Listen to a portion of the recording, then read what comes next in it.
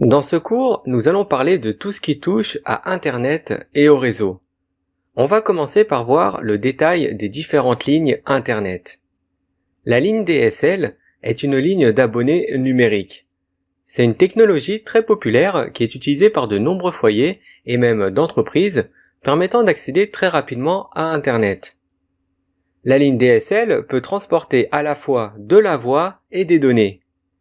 Il s'agit d'un modem DSL qui utilise le réseau des lignes téléphoniques, ce qui est beaucoup plus rapide que nos bons vieux modems 56K. Alors il existe différentes formes de DSL.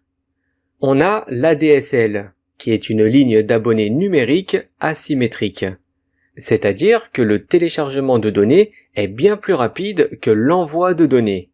C'est ce qui est utilisé principalement chez nous en tant que particulier, car c'est la forme de DSL la moins chère. Après, si on veut faire de la diffusion de vidéos en direct, ou bien envoyer des fichiers dans le cloud, eh bien ça risque d'être compliqué et très lent, car elle est limitée en upload. Ensuite, on a le SDSL, qui est une ligne d'abonnés numériques symétrique. Ici, les données de téléchargement et d'envoi sont les mêmes. Ce type de DSL est plutôt réservé pour les entreprises. Et on a le VDSL qui est une forme très rapide de DSL.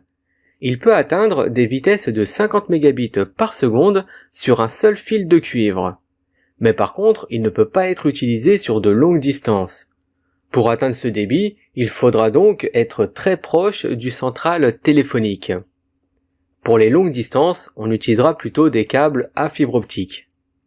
Une autre technologie pour avoir Internet est la connexion par câble. Il s'agit d'un modem raccordé à un câble coaxial permettant de fournir des services Internet. Comme pour le DSL, le câble est aussi très rapide et peut aussi atteindre des vitesses allant à plus de 50 mégabits par seconde. Ce type de techno est généralement fourni par le même fournisseur de la télévision par câble. Passons maintenant au PSTN, qu'on retrouve avec les initiales de RTC en français. Il s'agit d'un réseau téléphonique commuté qui est le réseau historique des téléphones fixes.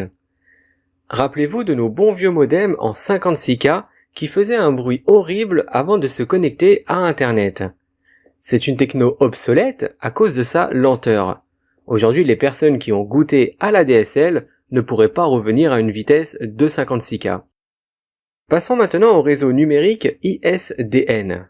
En France, on dit plutôt le réseau RNIS. Il s'agit d'une norme internationale pour de la transmission numérique sur des lignes téléphoniques traditionnelles.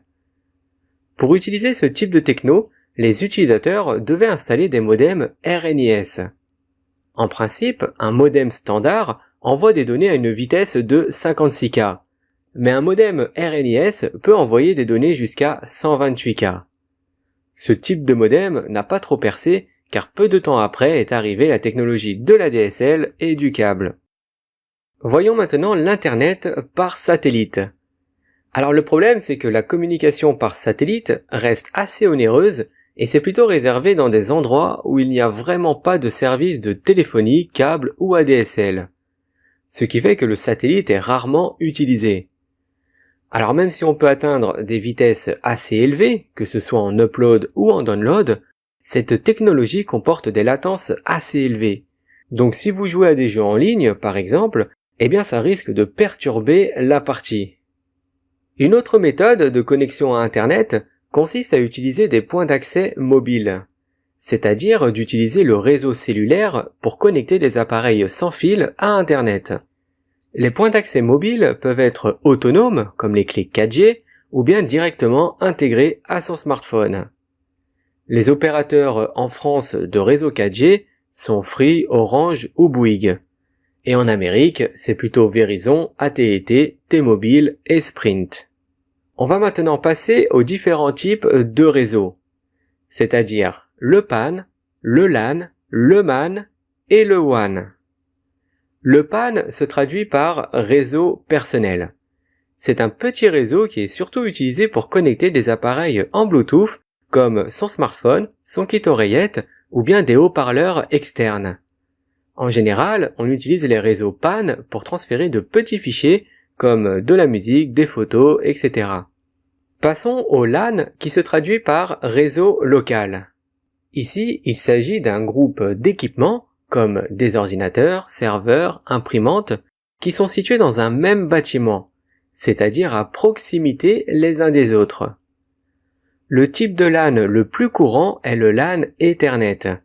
C'est là où il y a au moins 2 PC connectés à l'aide de câbles Ethernet sur un commutateur.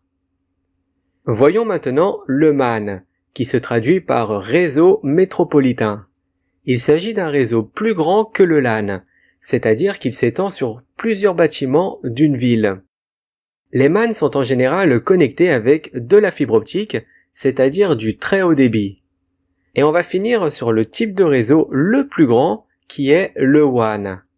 On peut le traduire en français par réseau étendu, car il est capable de s'étendre sur une grande zone géographique, comme un pays ou bien un continent, et même le monde entier.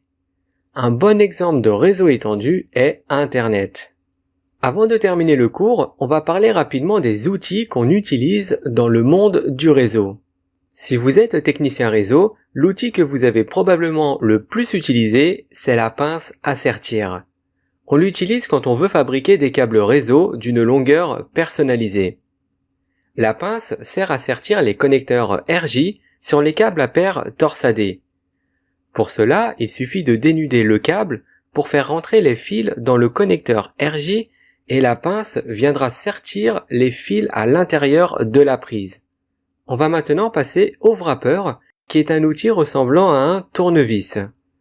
Le wrapper est un outil de frappe, permettant de perforer des fils dans une réglette. En fait, l'idée, c'est de pousser le fil à l'intérieur de la réglette, ce qui aura pour effet de le dénuder automatiquement et de couper l'excédent de fil. De cette façon, la connexion se fera entre le fil et la réglette. Un autre type de réseau que l'on va voir est le testeur de câble RJ. Après avoir fabriqué soi-même un câble à l'aide de la pince à sertir, il est préférable de tester le câble de bout en bout pour s'assurer que les fils soient bien connectés et au bon endroit. Pour ça, il suffit d'utiliser le testeur de câble sur chaque extrémité et vous verrez si les fils sont dans le bon ordre et bien sertis dans la fiche RJ. Passons maintenant au multimètre, qui est un appareil utilisé pour tester le courant des circuits électriques. C'est un outil assez populaire car il est utilisé pour de nombreux métiers, que ce soit pour le courant fort ou le courant faible. Il permet de mesurer la tension, la résistance, le courant et même la continuité d'un câble. On peut le trouver en version analogique ou bien numérique. Et on va terminer le cours par un outil indispensable, surtout pour les téléphonistes.